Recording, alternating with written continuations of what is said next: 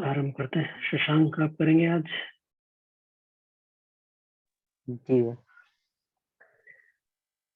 त्वमक्षरं परमं वेदितव्यम्। त्वमक्षरं परमं वेदितव्यम्। त्वमक्षरं परमं वेदितव्यम्। त्वरक्षरं परमं वेदितव्यम्। क्ष और छ का अंतर थोड़ा ठीक करें। त्वमक्षरम नहीं, त्वमक्षरम। और वेदितव्यम नहीं, वेदितव्यम। त्वमक्षरं परमं वेदितव्यम्। त्वमस्य विश्वस्य परन्निधानम्। त्वमस्वविश्वस्य परं विधानम्। त्वमस्य विश्वस्य परमं विधानम्। निधानम, परमम नहीं, परम। त्वमस्य विश्वस्य परन्निधानम्। त्वमस्य विश्वस्य परं निधानम्। त्वमस्य विश्वस्य परं निधानम्। त्वमस्य विश्वस्य परं निधानम्। त्वमव्ययः शाश्वतधर्मगोप्ता। त्वमव्ययं शाश्वतधर्मगोप्ता। त्वमव्ययं शाश्वतधर्मगोप्ता। त्वमव्ययं शाश्वतधर्मगोप्ता। अब त्वमव्ययः, त्वमव्ययः शाश्वतधर्मगोप्ता। त्वमव्ययः त्वमव्ययः शाश्वतधर्मगोप्ता। त्वमव्ययः शाश्वतधर्मगोप्ता। शाश्वत त्वमव्ययः धर्म नहीं, शाश्वत धर्मगोप्ता। ता पूरा है, शाश्वत पूरा बोलिए। शाश्वतधर्मगोप्ता। त्वमव्ययः शाश्वतधर्मगोप्ता। त्वं सनातनस्त्वं पुरुषो मतो मे। सनातनस्त्वं पुरुषो मतो मे। सनातनस्त्वं पुरुषो मतो मे। सनातनस्त्वं पुरुषो मतो मे। त्वमक्षरं परमं वेदितव्यम्। त्वमस्य विश्वस्य परन्निधानम्। त्वमक्षरं परमं वेदितव्यम्। तमस्य विश्वस्य परं निधानम्। त्वमक्षरं परमं वेदितव्यम्। त्वमस्य विश्वस्य परं निधानम्। त्वमक्षरं परमं वेदितव्यम्।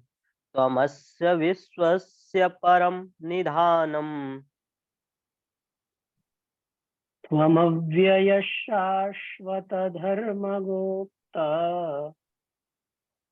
सनातनस्त्वं पुरुषो मतो मे। त्वमव्ययः शाश्वतधर्मगोप्ता। सनातनस्त्वं पुरुषो मतो मे। त्वमव्ययः शाश्वतधर्मगोप्ता। सनातनस्त्वं पुरुषो मतो मे। त्वमव्ययः शाश्वतधर्मगोप्ता। सनातनस्त्वं पुरुषो मतो मे।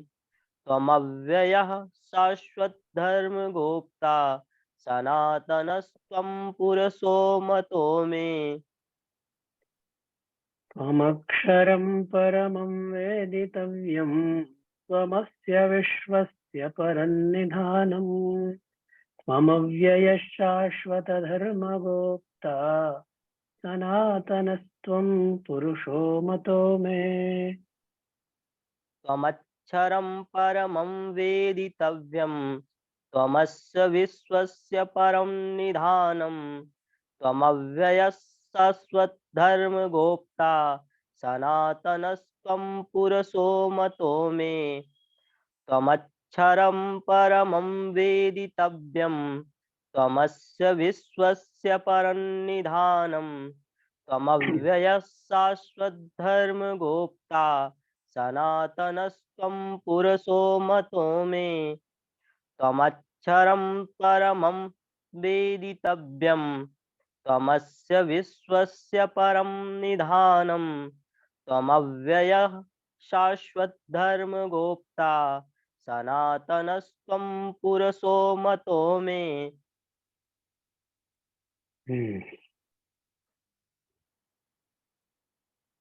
क्या कह रहे हैं यहाँ पर अर्जुन?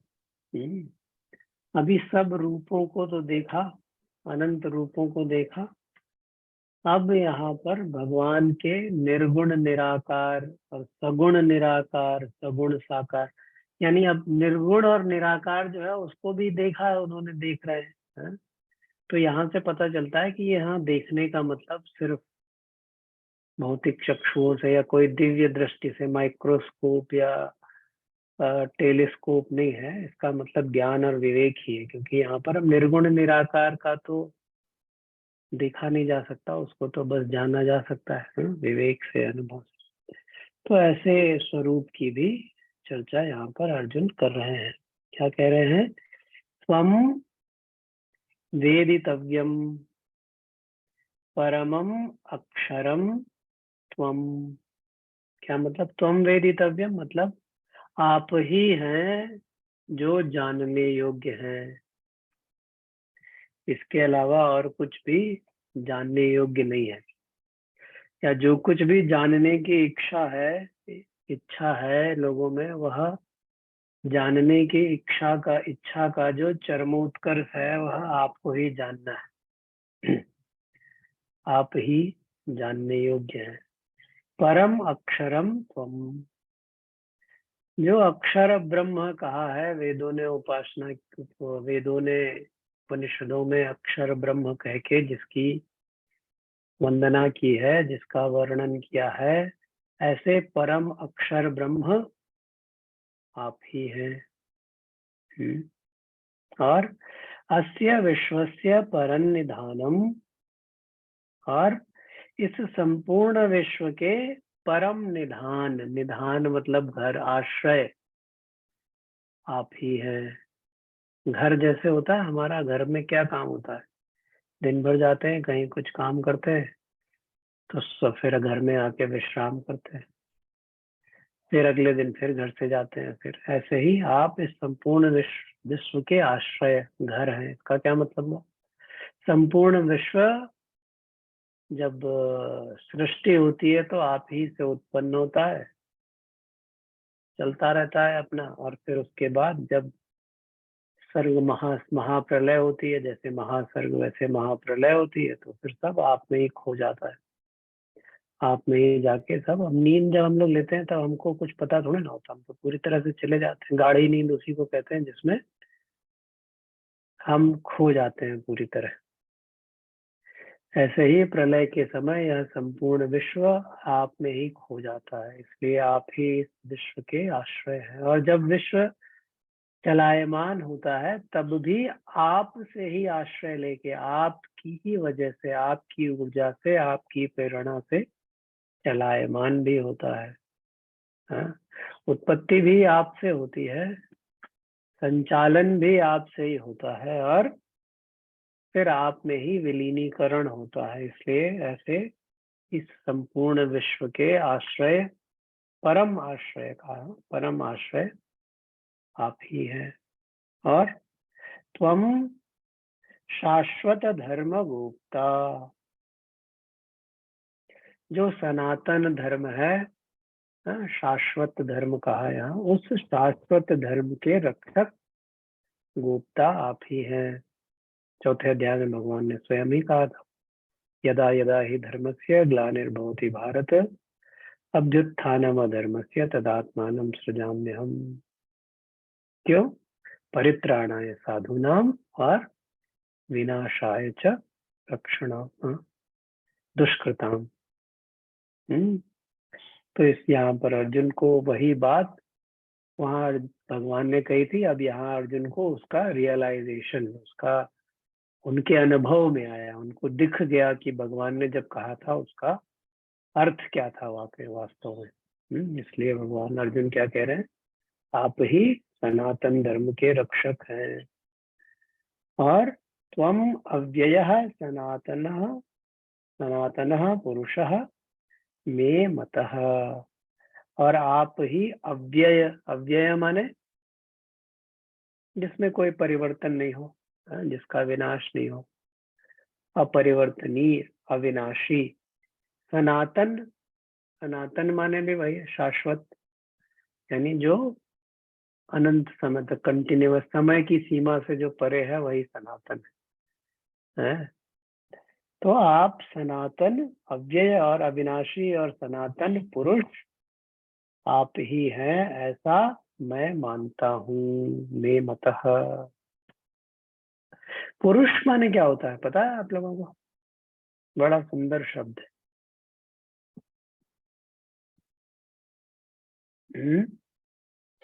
कॉन्शियसनेस। कॉन्शियसनेस। और कोई बताइए?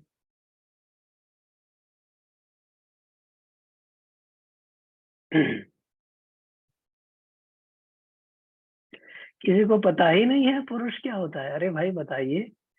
सबने सुना है, सब इतना उपयोग भी करते हैं, हम अर्थ बताने में संकोच क्यों कर रहे हैं?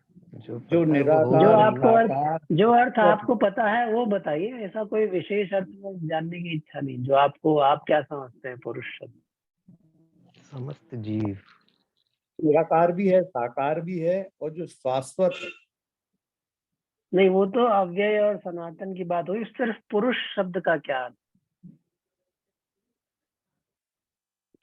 अगर गीता को भूल भी जाएं तो हम लोग पुरुष क्या कहते हैं? पुरुष किसको कहते हैं? कौन पुरुष है? पूर्व माने नगर, बहुत ऐसा भी बोला गया है। या पूरी सृष्टि।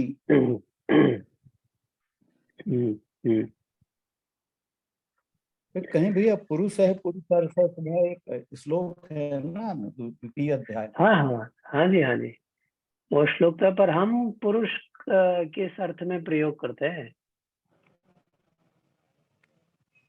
हाँ, हम तो मेल हम फीमेल पुरुष केस में जैसे मेल फीमेल कहते हैं। मेल। वही तो कोई बता ही नहीं, कोई बता ही नहीं रहा है। मतलब मेल। साधारण सी बात तो ये कोई बता ही ना है कि हम मेल को पुरुष कहते हैं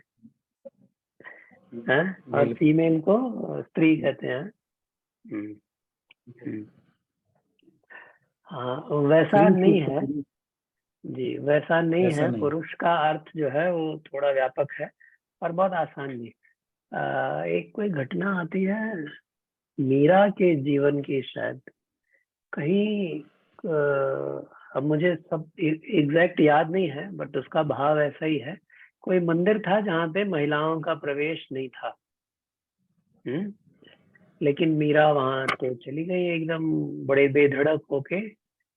तो वहाँ के मुख्य पुजारी जी ने कहा कि आप यहाँ कैसे आ गई? यहाँ तो सिर्फ पुरुषों का, महिलाओं का प्रवेश नहीं है।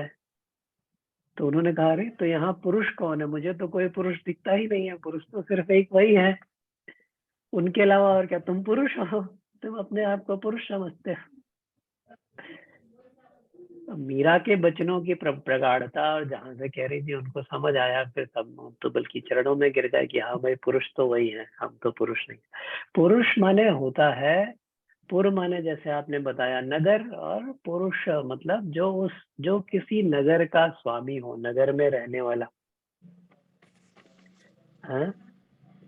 तो शास्त्रों में बड़ा, निर्गुण में और बड़ी कविताओं में बहुत वर्णन है इस शरीर को, जिसमें जो हमारा शरीर है इसको भी एक नगर कहते हैं। नवद्वारों वाला नगर, ये अपने पढ़ा तो था हमने।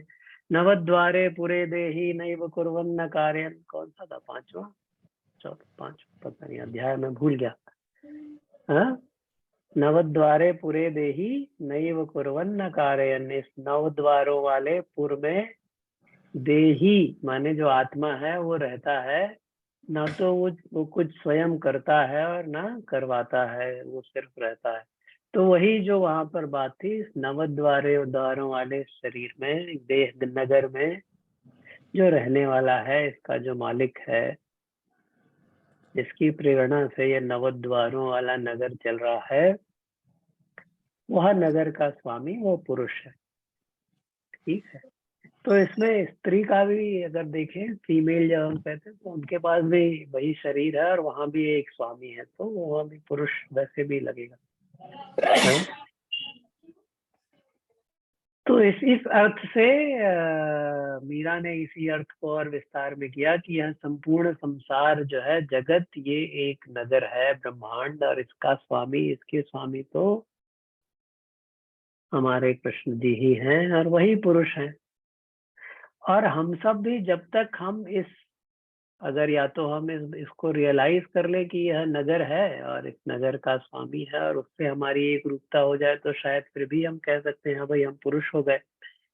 लेकिन हम तो सब इस नगर में ही फंसे हुए हैं। अच्छा, इस नगर को जो प्रकृति है, यही प्रकृति और पुरुष दो चीजें रहती हैं। हाँ, अच्छा, ये नर नारी अपना मेल फीमेल वाली बात नहीं है जब प्रकृति पुरुष की बात होती है।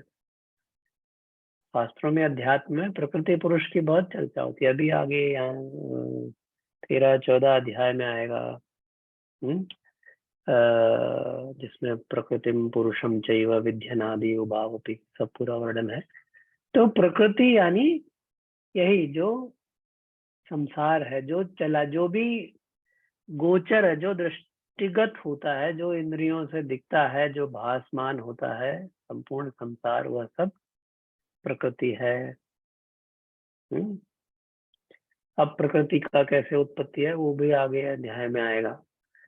और जो इस प्रकृति का भी स्वामी, जहां से प्रकृति भी जहां से उत्पन्न होती है, जिसकी प्रेरणा से चलती है, वह पुरुष है। कुछ समझ आ रहा पुरुष का क्या मतलब हुआ?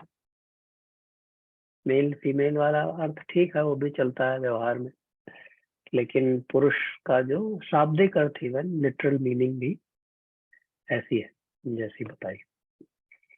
तो आप ही शाश्वत सनातन पुरुष आप ही हैं। अभी पुरुषोत्तम भी है, पुरुष में पुरुषोत्तम योग आएगा 15वें अध्याय में, तो हम लोग और जानेंगे। आगे चलते हैं। अभिषेक है, करेंगे अगला।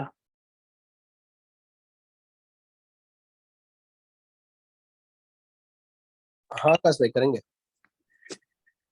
अनादिमध्यान्तमनन्तवीर्यम् अनादिमध्यान्तमनन्तवीर्यम् अनादिमध्यान्तमनन्तवीर्यम् अनादिमध्यान्तमनन्तवीर्यम् अनन्तबाहुं शशिसूर्यनेत्रम् अनन्तबाहुं शशिसूर्यनेत्रम् अनन्तबाहुं शशिसूर्यनेत्रम् अनन्तबाहुं शशिसूर्यनेत्रम् पश्यामि त्वां दीप्तहुताशवक्त्रम् पश्यामि त्वां दीप्तहुताशवक्त्रम्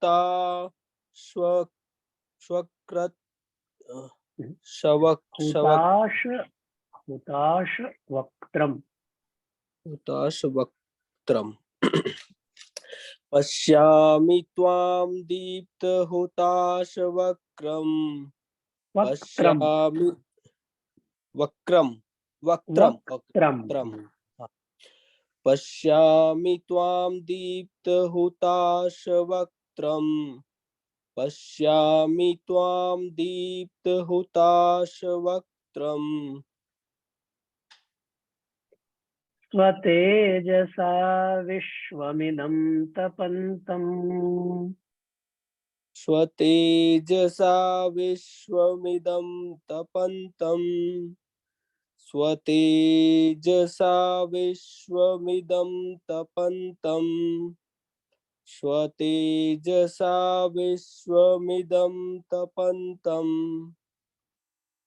अनादिमध्यान्तमनन्तवीर्यम् अनन्तबाहुं शशिसूर्यनेत्रम् अनादिमध्यान्तमनन्तवीर्यम् अनन्तबाहुं शशिसूर्यनेत्रम् अनादिमध्यान्तमनन्तवीर्यम् अनन्तबाहुं शशिसूर्यनेत्रम्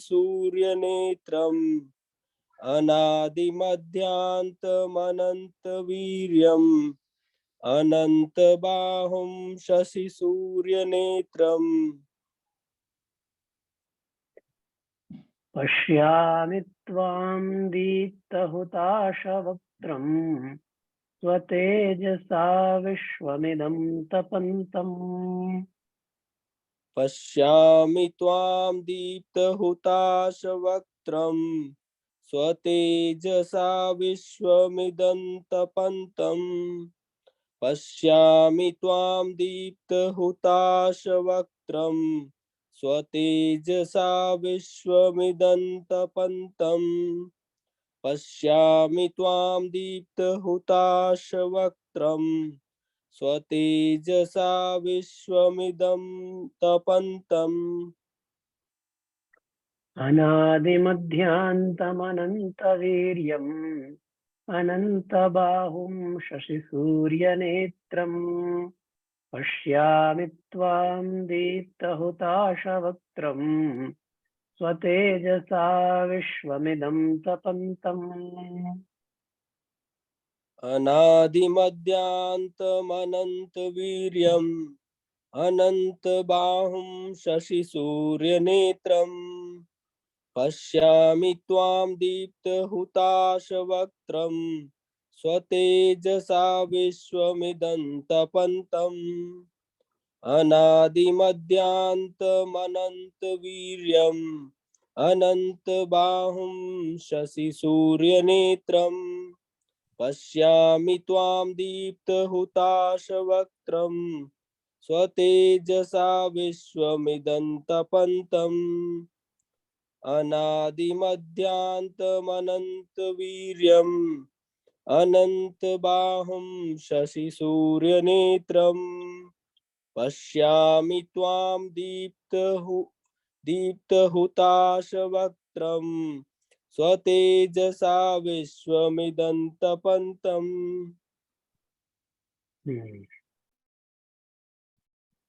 अभी क्या कह रहे हैं यहाँ अर्जुन? त्वाम अनादि मध्यांतम अनंत वीर्यम अनंत बाहुम सूर्य नेत्रम।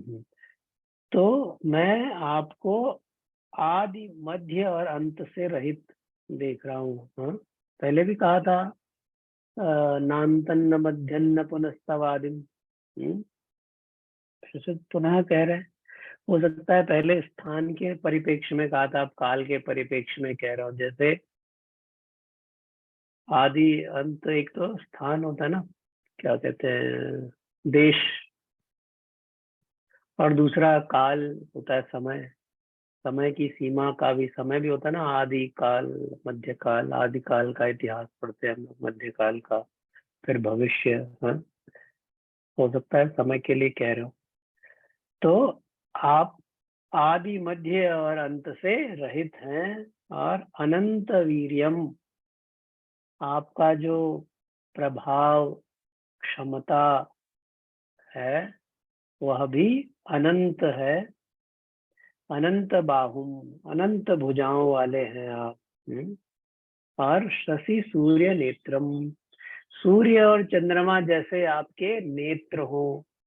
अपनी पृथ्वी को कम से कम अपने सौर मंडल को प्रकाशित करने वाले सूर्य और चंद्रमा है। सूर्य ही है, चंद्रमा तो रिफ्लेक्टेड है। तो आपके नेत्र जो हैं वो सूर्य चंद्र जैसे प्रकाश से प्रकाशित है।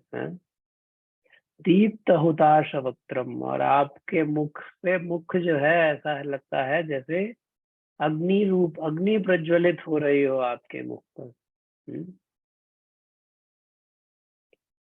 स्वतेजसा इदम विश्वम तपंतम पश्यामि, और अपने ही तेज से आप इस संपूर्ण विश्व को तपा रहे हैं। जो प्रतिकूल परिस्थितियां भी उन लोगों के जीवन में हो रही, तप रही ना, हम लोग दुखों में दुख हो रहा है, तो भगवान के तेज से ही है ये सब हो रहा है। तो अगर अर्जुन को दिखा है कि तपने वाला और तपाने वाला अलग नहीं है, सब भगवान ही है। तेज और ताप भी भगवान का है, और जो तप रहे हैं वो भी भगवान के ही अंश हैं। ऐसे अर्जुन कह रहे हैं। अगला फिर कल देखते हैं। वसुदेव सुतं देवं कंसचाणूरमर्दनम् देवकी परमानंदम कृष्णं वंदे जगद्गुरुम्।